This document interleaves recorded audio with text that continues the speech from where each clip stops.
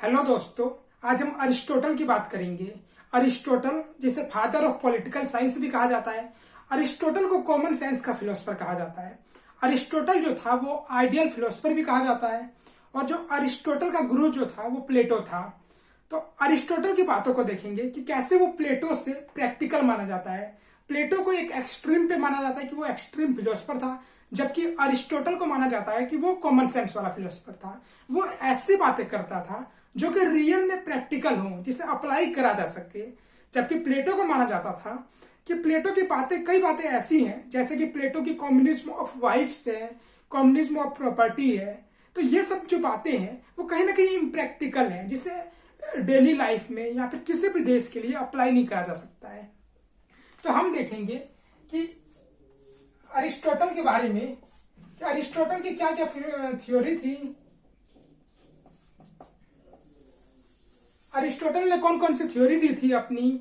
और अरिस्टोटल के हिसाब से अगर अरिस्टोटल किसी देश की कल्पना करता या जिस देश की वो कल्पना कर रहा था वो देश कैसे एक्चुअल में कैसा होता, उस देश में लोग कैसे होते, उस देश में सरकार के पास पावर कितनी होती, इसके साथ ही पावर का डिस्ट्रीब्यूशन कैसे होता। और जो अरिस्टोटल था वो प्लेटो का शिष्य होने के, शिष्य तो था ही, प्लेटो का अपना गुरु मानता था। इसके साथ ही साथ प्लेटो को वो क्रिटिसाइज भी करता था। तो देखेंगे आखिर वो क्यों करता था।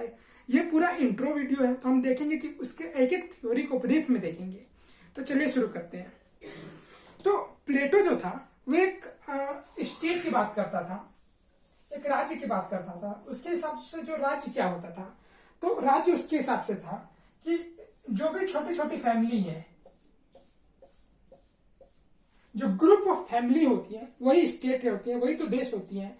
कि किसी भी देश में जो फैमिली का ग्रुप होता है, कि छोटी छोटी फैमिली, आपकी फैमिली, मेरी फैमिली और किसी की फैमिली, तो ये सभी जो छोटी छोटी फैमिली है ये सभी मिला के एक ग्रुप बनती है। और इन्हीं ग्रुप को जो है वो कंट्री कहा जाता है, वो देश कहा जाता है, स्टेट कहा जाता है। तो प्लेटो के हिसाब से जो कि स्टेट होता था वो एक केवल फैमिली होता था। प्लेटो के हिसाब से स्टेट का मतलब होता था केवल फैमिली, जबकि अरिस्टोटल के हिसाब से जो स्टेट था वो family plus family plus family. तो फैमिली का जो ग्रुप होता था वो स्टेट होता था। तो अगर अरिस्टोटल जो है वो बात करता था कि जो भी फैमिलीज है और उनका जो ग्रुप होता है वो स्टेट होता है। तो अरिस्टोटल के हिसाब से उसकी स्टेट की जो परिभाषा थी वो ये थी। अरिस्टोटल के हिसाब से कि कोई सा भी इंसान, कोई भी इंसान हो वो स्टेट के बिना नहीं रह सकता। अरिस्टोटल मानता था कि जो इंसान है वो सोशल एनिमल है और इसीलिए इंसान को जिंदा रहने के लिए सोसाइटी की जरूरत है। क्योंकि इंसान जो है वो अपनी जरूरतों को खुद पूरा नहीं कर सकता, उसे किसी ना किसी इंसान पर डिपेंडेंट रहना पड़ेगा। और इसीलिए इंसान जो है वो सोसाइटी एनिमल है, सोशल एनिमल है। और सभी जब साथ मिल के रहेंगे तभी वो स्टेट बनाएंगे और तभी वो जिंदा भी रह पाएंगे। तो इसीलिए अरिस्टोटल का मानना था कि जो स्टेट है वो इंसान के रहने के लिए जरूरी है। अगर इंसान को एग्जिस्ट करना है अगर किसी भी देश में, तो उस देश में स्टेट का रहना जरूरी है।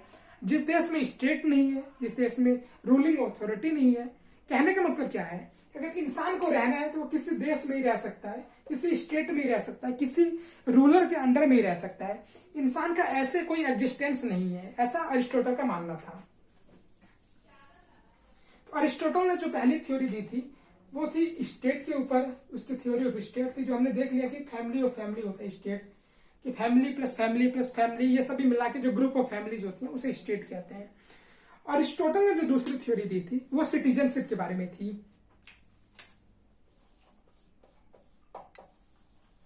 अरिस्टोटल ने सिटीजनशिप को कैजुअली नहीं दिया था कि किसी को भी सिटीजनशिप मिल जाएगी। अरिस्टोटल का मानना था कि किसी भी इंसान को सिटीजनशिप नहीं दी जाएगी। जो उसका देश होगा, जो भी उसने देश की कल्पना की थी, उस देश में मैं किसी भी इंसान को सिटीजनशिप नहीं दूंगा। अरिस्टोटल कहता था मैं उस इंसान को सिटीजनशिप दूंगा जो इंसान स्टेट के अफेयर में पार्टिसिपेट करता हो, स्टेट के काम में पार्टिसिपेट करता हो।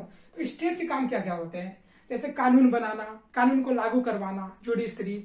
तो कोई भी इंसान अगर इन तीनों चीजों में पार्टिसिपेट कर रहा है तो ही वो सिटीजन बनने के लायक है।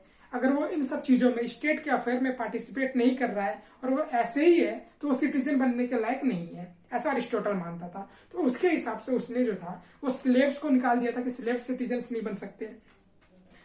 उसने कहा था कि जो ओल्ड मैन है वो भी सिटीजनशिप नहीं बन सकते, सिटीजन नहीं बन सकते। वुमेन्स हैं उन्हें भी सिटीजनशिप नहीं दी जाएगी। क्यों? क्योंकि ये अपने घर के कामों में बिजी रहते हैं, इन्हें टाइम नहीं मिलेगा स्टेट के लिए काम करने का। ओल्ड मैन जो है वो फिजिकली इतने सक्षम नहीं होंगे। जो चाइल्ड हैं उन्हें भी सिटीजनशिप नहीं दी जाएगी। जो स्लेव्स हैं उन्हें भी सिटीजनशिप नहीं दी जाएगी। तो अरिस्टोटल के हिसाब से इन सभी को मैं नागरिकता नहीं दूंगा, वो सभी मेरे देश के नागरिक नहीं होंगे। अरिस्टोटल का ऐसा मानना था। तो कौन नागरिक होगा? वो मेरे देश का नागरिक होगा जो कि स्टेट के अफेयर में एक्टिव रोल प्ले करता हो। यानी स्टेट जो भी काम करता है, चाहे वो कानून बनाने से रिलेटेड हो, चाहे वो कानून को अप्लाई करवाने से रिलेटेड हो, या फिर जुडिशरी का काम हो, अगर कोई भी इंसान इन तीनों चीजों में पार्टिसिपेट कर रहा है तो वो मेरे देश का सिटीजन कहलाएगा, वो सिटीजनशिप बनने के लिए एलिजिबल होगा। अदरवाइज कोई भी इंसान नहीं होगा। तो अरिस्टोटल का सिटीजनशिप के बारे में ये कहना था।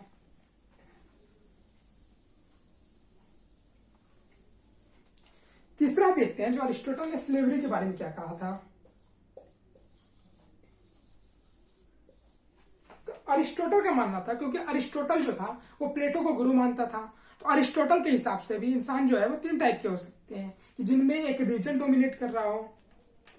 इंसान जो है वो 3 टाइप के, एक वो इंसान जिसका दिमाग काफी चलता हो, यानी जिसमें रीजन डोमिनेट करता हो, दूसरा इंसान जिसमें करेज डोमिनेट करता हो, और तीसरा इंसान जिसमें एपेटाइट डोमिनेट करता हो। कहने का मतलब है ये ऐसा इंसान है जिसका दिमाग बहुत चलता है, दिमाग वाला इंसान है, दिमाग चलाता है अपना। दूसरा ऐसा इंसान है जो कि साहसी है, प्लस इसके मुकाबले कम चलता है और इसके मुकाबले ज्यादा चलता है। और ये तीसरे टाइप का इंसान है जिसका दिमाग बिल्कुल ही नहीं चलता है। तो अरिस्टोटल का मानना था कि जो स्लेव्स है, अरिस्टोटल ने स्लेव्स भी कहता था, ये जो है ये स्लेव्स है। क्यों? क्योंकि इनका दिमाग चलता नहीं है, ये कानून बना नहीं पाएंगे, ये देश की रक्षा कर नहीं पाएंगे, क्योंकि दोनों के लिए कहीं ना कहीं दिमाग की जरूरत है। तो अरिस्टोटल इन्हें स्लेव्स कहता था। और अरिस्टोटल मानता था कि ये जो स्लेव है वो नेचुरल है, यानी भगवान ने सभी को इक्वल नहीं बनाया, किसी को स्लेव बनाया, किसी को मास्टर बनाया है। अरिस्टोटल का मानना था। तो उसका मानना था कि कहीं ना कहीं नेचर ने इंसान को इक्वल नहीं बनाया, इसलिए उसने स्लेव को जस्टिफाई भी करा था। और यह भी कहा था कहीं ना कहीं किसी भी देश में स्लेव का होना जरूरी है, और स्लेव होगा तो वो देश आगे बढ़ पाएगा। ये देश, ये जो चीजें हैं वो स्लेव के लिए भी फायदेमंद है, और ये जो चीजें हैं स्लेव जो है वो लोगों के लिए भी फायदेमंद है, देश के लिए भी फायदेमंद है। इसका मतलब ये हुआ कि वो जो स्लेवरी जो थी, जो वो ऐसे लोग थे जो कि किसी के अंडर में काम करते थे, तो उन्हें उसने जस्टिफाई करा, और कहीं ना कहीं इस चीज के लिए उसे क्रिटिसाइज भी करा गया। तो अरिस्टोटल ने स्लेवरी के बारे में ये कहा था। अरिस्टोटल जो बताता है उसने प्रॉपर्टी वाली थ्योरी भी दी थी। तो अरिस्टोटल के हिसाब से, अरिस्टोटल ने प्रॉपर्टी की थ्योरी दी थी। तो अरिस्टोटल के हिसाब से जो प्लेटो कहता था, प्लेटो कहता था कि किसी भी इंसान के पास प्राइवेट प्रॉपर्टी नहीं होनी चाहिए, जबकि अरिस्टोटल इसके उल्टा मानता था। अरिस्टोटल इसके विपरीत सोचता था। अरिस्टोटल का मानना था कि माना कि प्राइवेट जो प्रॉपर्टी है वो कहीं ना कहीं करप्शन का रीजन है, लेकिन प्राइवेट प्रॉपर्टी के अपने भी कुछ फायदे हैं। जैसे कि अगर प्राइवेट प्रॉपर्टी होती है तो कहीं ना कहीं वो इंसान को सेल्फ वर्थ का एहसास देती है कि हाँ मैं भी कुछ हूं, मेरी इतनी वैल्यू है।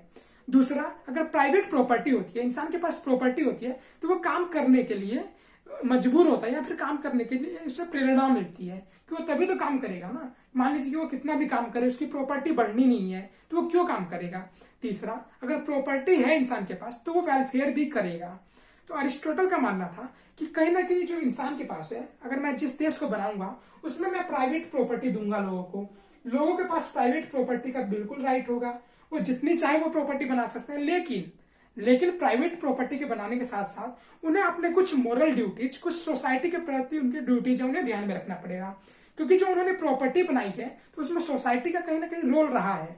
तो कहीं ना कहीं अब जो प्रॉपर्टी है उसमें उसे कुछ अपना हिस्सा जो है वो सोसाइटी के लिए कहीं ना कहीं दान देना पड़ेगा।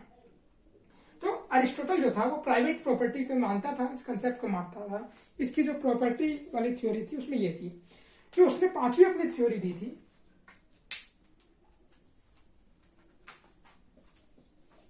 वो थ्योरी ऑफ कॉन्स्टिट्यूशन थी। जो थ्योरी ऑफ कॉन्स्टिट्यूशन थी अरिस्टोटल की, इसने इसे काफी कॉम्प्रिहेंसिव वे में कहा था। इसने बताया था कि जो भी मैं देश बनाऊंगा, जो भी मेरा देश होगा, उसमें जो कॉन्स्टिट्यूशन बनाया जाएगा वो कॉन्स्टिट्यूशन जो होगा वो किस हिसाब से होगा। और उसने एक मोड ऑफ गवर्नमेंट को प्रीफर करा था जिसे कहते हैं पॉलिटी। पॉलिटी का मतलब होता है रूल ऑफ मिडिल क्लास। उसका मानना था कि जो भी मेरा देश होगा, जो भी मैं देश की कल्पना कर रहा हूं, या मेरे हिसाब से जो भी देश बनाया जाएगा, उसमें जो रूलिंग होगी वो पॉलिटी के हिसाब से होगी। पॉलिटी मतलब होता है रूल ऑफ मिडिल क्लास, ना कि एरिस्टोक्रेट क्लास, ना ही पुअर क्लास। तो उसका मानना था कि जो भी मैं, इसके लिए उसने 158 कॉन्स्टिट्यूशन की स्टडी करी थी, काफी कॉम्प्रिहेंसिव वे में स्टडी करी थी कि कैसे किसी देश का कॉन्स्टिट्यूशन होना चाहिए। अब फाइनल कंक्लूजन पे वो पहुंचा था कि जो मेरे देश का कॉन्स्टिट्यूशन होना चाहिए उसमें पॉलिटी जो है वो प्रीफर करना चाहिए, और कोई भी देश की गवर्नमेंट जो है वो पॉलिटी के हिसाब से चलनी चाहिए, यानी पॉलिटी जो है वो प्रिफरेबल मोड ऑफ गवर्नमेंट है। ये जो भी थ्योरी है, जो भी कंसेप्ट है अरिस्टोटल के, तो हम जो है, क्योंकि ये इंट्रो वीडियो देख रहे हैं, तो इसमें एक ब्रीफ में डिस्कस कर रहे हैं। अगर आपको और डिटेल में डिस्कस करना है और डिटेल में देखना है इस वीडियो को, तो हम एक सेपरेट वीडियो में हमने ऑलरेडी डिस्कस कर रखा है, जिसे आप देख सकते हैं। उसने जो है, अरिस्टोटल ने जो अगली थ्योरी दी थी अपनी, वो थ्योरी ऑफ जस्टिस दी थी।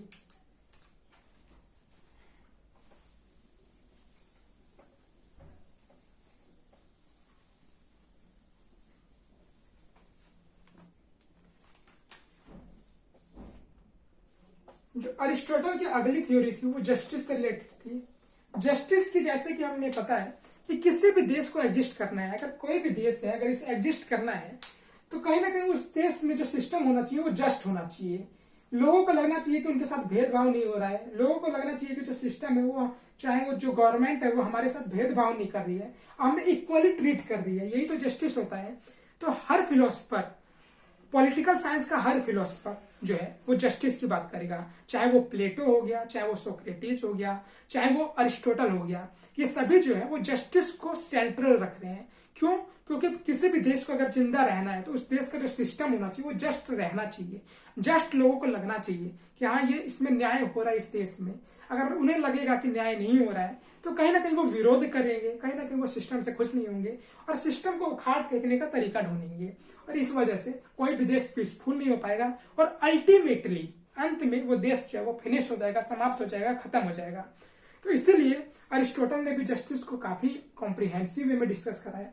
उसके हिसाब से दो टाइप की जस्टिस होती है, एक जो कि जुडिशरी करती है, दूसरी जो कि सरकार करती है। सरकार भी जस्टिस करती है, सरकार भी न्याय करती है। जैसे कि कोई भी इंसान अगर गरीब है, कोई भी वल्नरेबल सेक्शन है, ओल्ड पीपल है, बच्चे हैं, बुजुर्ग हैं, तो सरकार क्या करती है कि उनके लिए स्कीम लेके आती है, और उस स्कीम से सरकार उनकी हेल्प करती है, उन्हें जस्टिस प्रोवाइड कराती है। चाहे कोई भी हम मिड डे मील स्कीम देख रहे हैं, चाहे हम पीडीएस सिस्टम देख रहे हैं जिसमें सरकार जो है वो फ्री में राशन बंटवाती है, या काफी कम दरों पे राशन के जो रेट होते हैं वो बंटवाती है। तो हम देखते हैं कि ये कहीं ना कहीं जो है सरकार के हिसाब से जस्टिस है। जस्टिस दूसरी जुडिशरी भी करती है। तो अरिस्टोटल का मानना क्या था? अरिस्टोटल जो था उसने ये दो डायमेंशंस को डिस्कस करा था कि जुडिशरी भी कर सकती है जस्टिस, और सरकार भी कर सकती है।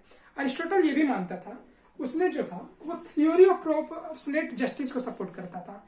इसका मतलब ये हुआ कि उसके हिसाब से, मान लीजिए कोई भी डॉक्टर हो, अरिस्टोटल के हिसाब से डॉक्टर और नर्स दोनों को इक्वली ट्रीट नहीं करना चाहिए, क्योंकि डॉक्टर जो है उसकी अलग एलिजिबिलिटी है, नर्स की अपनी अलग एलिजिबिलिटी है। तो अगर सोशलिस्ट लोग हैं या फिर कम्युनिस्ट लोग हैं तो ये लोग क्या कहेंगे कि जो भी डॉक्टर और नर्स को जो है वो इक्वली ट्रीट करना चाहिए, उसे कहते हैं थ्योरी ऑफ एब्सोल्यूट इक्वालिटी। लेकिन जो अरिस्टोटल मानता था वो प्रोपोर्शनेट जस्टिस की बात करता था। इसका मतलब ये हुआ कि समाज में मेरिट के हिसाब से जो है वो जस्टिस होना चाहिए। अगर आप डॉक्टर हैं तो आपको डॉक्टर के हिसाब से ट्रीट करना चाहिए, आपको उसी लेवल पे आपको ट्रीटमेंट मिलनी चाहिए, उसी लेवल पे आपको सैलरी मिलनी चाहिए। और अगर आप नर्स हैं तो आपको उस लेवल पे मिलना चाहिए। तो कहने का मतलब वो ये हुआ कि उसने मेरिट वाले सिस्टम को प्रीफर करा था। तो उसके हिसाब से जो सोसाइटी होनी चाहिए वो मेरिट के हिसाब से बंटी होनी चाहिए, कि जो जितना सक्सेसफुल है, जिसका जितना रोल है सोसाइटी में, जितना जितना कंट्रीब्यूशन है, उसे उस हिसाब से रेस्पेक्ट, सैलरी और भी कुछ मिलना चाहिए। तो वो जो बात करता था वो मेरिट की बात करता था अरिस्टोटल। तो अरिस्टोटल जो थ्योरी ऑफ जस्टिस में उसने ये दिया था,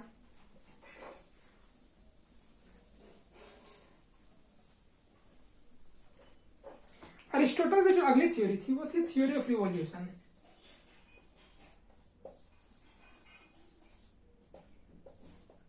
अरिस्टोटल जो भी स्टेट का वो सपना देखता था उसमें उसने रिवॉल्यूशन को काफी सीरियसली लिया, काफी सेंसिटिव वे में लिया। उसका मानना था कि कोई भी देश हो तो उसमें रिवॉल्यूशन नहीं होना चाहिए, और अगर रिवॉल्यूशन होगा तो वो देश एग्जिस्ट नहीं कर पाएगा। उसने छोटे से चीज को भी, अगर आप किसी चीज के लिए प्रोटेस्ट कर रहे हैं तो उसे भी रिवॉल्यूशन की कैटेगरी में रखा था, चाहे वो बड़ी चीज है उसे भी रिवॉल्यूशन की कैटेगरी में रखा था। और उसका मानना था अगर रिवॉल्यूशन होगा तो कहीं ना कहीं जो देश में रूल कर रहा है, रूलिंग क्लास है, तो जो जनता है देश की, वो इसे हटाने की कोशिश करेगी, इसे उखाड़ फेंकने की कोशिश करेगी। तो अरिस्टोटल के हिसाब से उसने छोटे से छोटे प्रोटेस्ट को भी रिवॉल्यूशन की कैटेगरी में डाला था। तो उसने ये कहा था कि चाहे कोई सा भी देश हो, उस देश को, रूलर को ध्यान रखना चाहिए कि उस देश में रिवॉल्यूशन होना। और उसने ये भी बताया था कि रिवॉल्यूशन क्यों होता है। तो रिवॉल्यूशन का आखिर रीजन क्या है? तो किसी भी देश में अगर लोगों को लगता है कि हमारे साथ भेदभाव हो रहा है, हमारे साथ इनइक्वालिटी हो रही है, तो वो रिवॉल्यूशन के लिए कारण बनेंगी।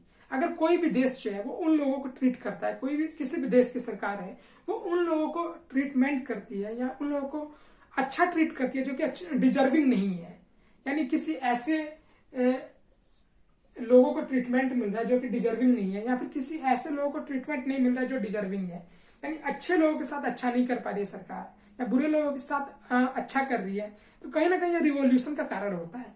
और इसी चीज को अरिस्टोटल ने काफी सीरियसली लिया। उसने कहा कि मेरा जो भी देश होगा उसमें अब रिवॉल्यूशन को सीरियसली लिया जाएगा, और रिवॉल्यूशन के जो भी कारण है उन्हें खत्म करने की कोशिश करी जाएगी, चाहे वो कोई भी कारण हो। रिवॉल्यूशन के जो मेन कारण है वो इनइक्वालिटी है। तो समाज एक ऐसा समाज बना जाएगा, एक ऐसा देश बना जाएगा जो कि इक्वालिटी के आधार पे होगा, और इनइक्वालिटी को जितना हो सके उतना कम करने की कोशिश करी जाएगी।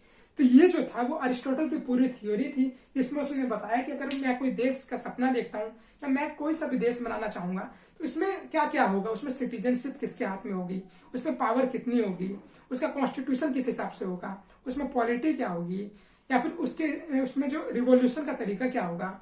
तो उसने ये सभी थ्योरी दी थी। तो अरिस्टोटल को फादर ऑफ पॉलिटिकल साइंस भी कहा जाता है। अरिस्टोटल की थ्योरी को जो है वो कॉमन सेंस वाली थ्योरी मानी जाती है, और अरिस्टोटल की थ्योरी ऐसी मानी जाती है जो कि बेस्ट प्रैक्टिकेबल है, क्योंकि अरिस्टोटल जो बात करता था वो मिडल पाथ की बात करता था। अरिस्टोटल का मानना था कि एक होता है बेस्ट, एक होता है वर्स्ट। वर्स्ट हम कर नहीं सकते और बेस्ट पॉसिबल नहीं है इंसान के लिए करना, तो कहीं ना कहीं मिडल पाथ इंसान को फॉलो करना चाहिए। जो बेस्ट होता है, जो वो अनअचीवेबल है, आइडियल जो चीज है वो अनअचीवेबल है, जिसे हम पा नहीं सकते हैं। तो उसका मानना था कि जिस चीज को हम पा नहीं सकते हैं उस चीज के पीछे भागने से कुछ फायदा नहीं है, तो ऐसी चीजों को करना चाहिए जो रियल में प्रैक्टिकेबल हो, जो पॉसिबल हो। तो वैसी चीजों को करने में फायदा भी हो और वैसी चीजों को करने से सक्सेस भी मिलेगी। तो अरिस्टोटल का ये मानना था, ये उसकी स्टेट की थ्योरी थी, और इसकी एक एक थ्योरी को हमने देख रखा है ऑलरेडी। Thank you.